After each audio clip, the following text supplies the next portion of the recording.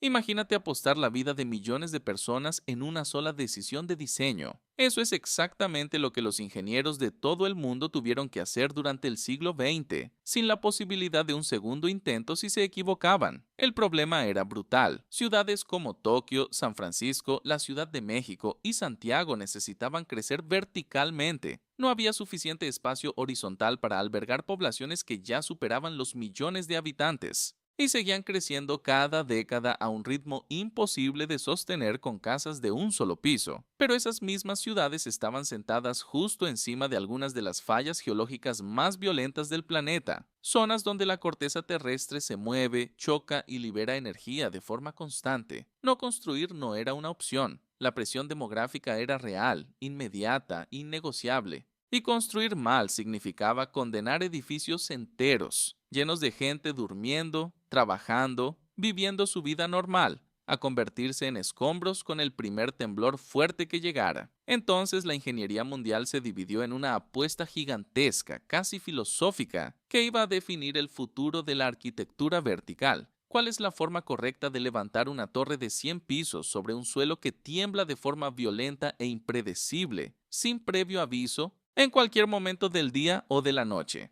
Nacieron dos escuelas de pensamiento completamente opuestas, y solo una de ellas iba a sobrevivir a la prueba real, la que verdaderamente importa, la naturaleza misma. Por un lado, la escuela de la rigidez, dominante hasta mediados del siglo XX. Esta filosofía partía de una lógica que parece obvia a primera vista, casi de sentido común. Seguridad es sinónimo de inmovilidad. Entre más grueso el concreto, entre más firme la estructura, entre menos se moviera durante un temblor, más segura debía ser. Construir un rascacielos bajo esta visión era construir una fortaleza que simplemente no cedía ante nada. La misma lógica que usarías para construir un búnker. Por el otro lado, la escuela de la flexibilidad. Una idea insurgente, casi herética para los estándares de la época, nacida de investigaciones en Japón y California, dos regiones que ya cargaban siglos de experiencia dolorosa con terremotos. Esta escuela defendía prácticamente lo opuesto de todo lo que se enseñaba en las universidades de ingeniería tradicionales. Deja que el edificio se mueva,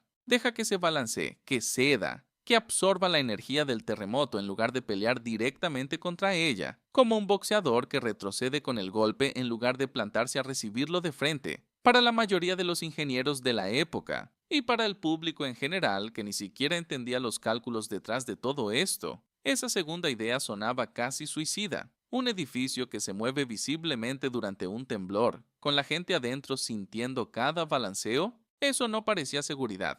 Parecía el inicio de un colapso en cámara lenta. Las dos escuelas coexistieron durante décadas, cada una con sus defensores académicos, sus edificios construidos como prueba de concepto, sus apuestas de carrera hechas públicamente. Y entonces llegó el día que lo iba a decidir todo, de la forma más cruel y pública posible. 19 de septiembre de 1985, Ciudad de México, temprano en la mañana. Un terremoto de magnitud 8.0 golpea la región con el epicentro a más de 350 kilómetros de distancia de la capital, en la costa del Pacífico. Una distancia que, bajo cualquier lógica convencional de la época, debería significar una seguridad relativa para una ciudad tan alejada del punto de origen. Pero la Ciudad de México tenía un secreto geológico traicionero, casi invisible en cualquier plano de construcción normal. Fue edificada sobre el lecho de un antiguo lago, el lago de Texcoco, rellenado siglos atrás por los conquistadores españoles. Ese suelo blando, casi gelatinoso en términos geológicos, funcionó como un amplificador natural gigantesco, distorsionando e intensificando las ondas sísmicas de una forma que absolutamente nadie había calculado bien hasta ese momento. Y el resultado fue una verdadera prueba de estrés en vivo, en tiempo real, frente a los ojos del mundo entero, para las dos filosofías que llevaban décadas compitiendo en teoría. Los edificios de altura media, entre 6 y 15 pisos, diseñados bajo la lógica rígida tradicional, entraron en una resonancia catastrófica con la frecuencia específica de ese suelo, y empezaron a balancearse cada vez con más amplitud, hasta autodestruirse literalmente por su propia vibración acumulada. Decenas cayeron en cuestión de minutos, uno tras otro, en una de las escenas más devastadoras de la historia sísmica moderna. Mientras tanto, a solo unos metros de distancia, en la misma cuadra, estructuras con características de flexibilidad diferentes, o simplemente fuera de esa franja de altura fatal, permanecieron de pie, prácticamente intactas, como si el desastre las hubiera esquivado a propósito. El veredicto fue público, brutal e imposible de ignorar para cualquier ingeniero sísmico del planeta. La escuela de la rigidez acababa de perder, de la peor forma posible de aprender una lección de ingeniería, con miles de vidas como el costo de la prueba. Pero darse cuenta de que la rigidez había fallado no resolvía el problema por sí solo. Saber que no funcionaba era apenas la mitad de la ecuación. La verdadera jugada maestra llegó después, en el refinamiento técnico y matemático de la filosofía ganadora, un proceso que tomó años de pruebas, modelos y ajustes. La primera pieza de ese giro, los aisladores de base sísmica. Imagina bloques gigantes de hule y acero, intercalados en capas, instalados justo entre la cimentación del edificio y el suelo, funcionando como amortiguadores de carro, pero a escala monumental, soportando miles de toneladas de peso. Cuando el terremoto sacude el suelo con violencia, esos aisladores absorben y filtran buena parte del movimiento antes de que siquiera llegue a la estructura principal. Es, en esencia, como desconectar el edificio del propio temblor, dejándolo flotar ligeramente sobre su propia base. La segunda pieza, los amortiguadores de masa sintonizada.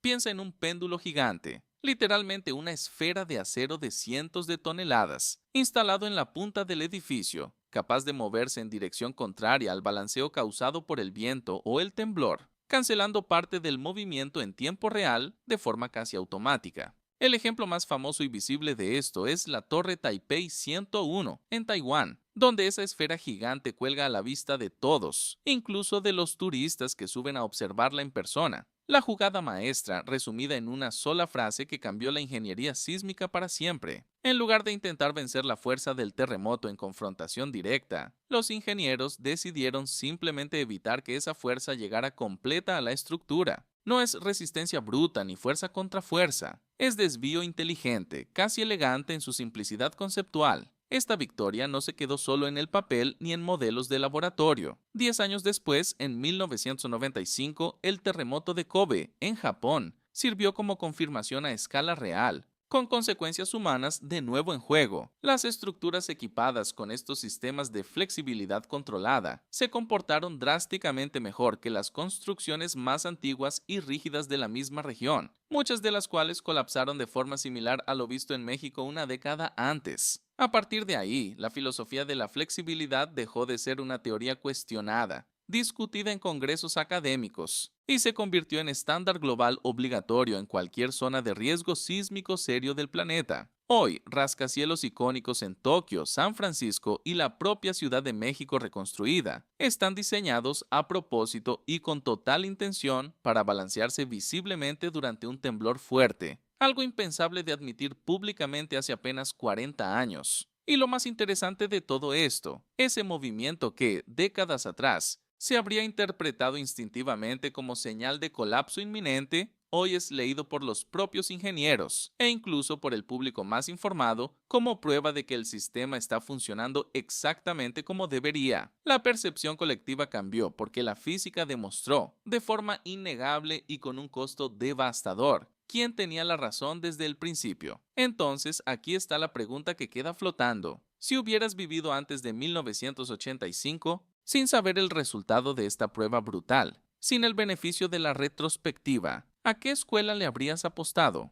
¿A la rigidez que parecía obvia, intuitiva, de sentido común? ¿O a la flexibilidad que sonaba casi demasiado peligrosa, casi contraintuitiva como para tener sentido en su momento? Y ahora, sabiendo cómo terminó la historia, con todas las lecciones aprendidas de la forma más dura posible, ¿confiarías en vivir en el piso más alto de un edificio que se balancea visiblemente durante un terremoto? Comenta aquí abajo qué lado habrías elegido y por qué. Dale like si este duelo de filosofías de ingeniería te abrió la cabeza hacia una forma diferente de pensar la seguridad estructural. Y suscríbete al canal porque esta es solo una más de las batallas invisibles, libradas en silencio entre ingenieros de todo el mundo, que definieron cómo construimos el mundo moderno en el que vivimos hoy.